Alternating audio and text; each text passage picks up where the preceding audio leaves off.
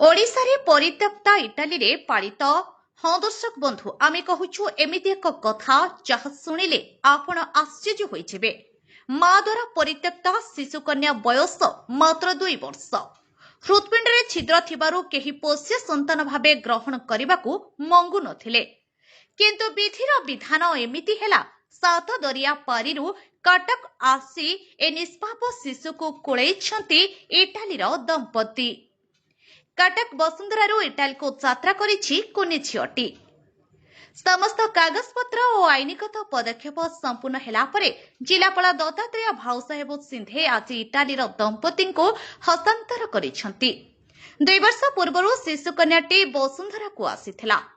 सेठारे ताको उपयुक्त जत्न निया जाइथिले हे परवर्ती समय रे जणा पड़िथिला कि शिशुर हृदपिंड रे एक छिद्र रहिछि। अति कम बयस होइथिबारु ऑपरेशन मध्य संभव नथिला। एही कारणरू शिशु कन्या को केही पोष्य संतान भाबे ग्रहण करिबाकू आग्रही हेउ नथिले।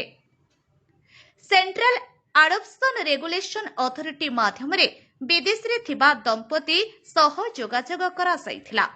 इटाली रे एही दंपति शांडेपोलो ओ फ्रांसा पिरेशन शिशुकन्या को पोष्य संतान ग्रहण करने आग्रह प्रकाश करथिले।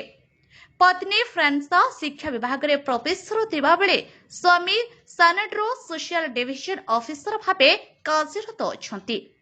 एही 2 उच्च शिक्षित दंपति 8 वर्ष तले बॉम्बेर एक शिशुपुत्र को पोष्य भाबे ग्रहण करथिले। एमिति कि आज पुओ दंपति सहित कटक आसीथिबा देखिबाकू मिलिथिला। अनुमति मिलिबा परे इटालीर एही दंपति कटक आसी समस्त दस्तावेज जांच कराइथिले। कागजपत्र तनखी करबा परे उभयंकू शिशुकन्या को नेबाकू अनुमति प्रदान करा साइथिला। जिला शिशु सुरक्षा अधिकारी प्रगति महांती तत्वावधान रे शिशुकन्या को हस्तांतर करा साइथिला। कटकरू देवीदत्त शिवप्रसाद नायकଙ୍କ रिपोर्ट आपणक खबर। अधिक खबर पाई आम चैनल को लाइक शेयर और सब्सक्राइब करंतु।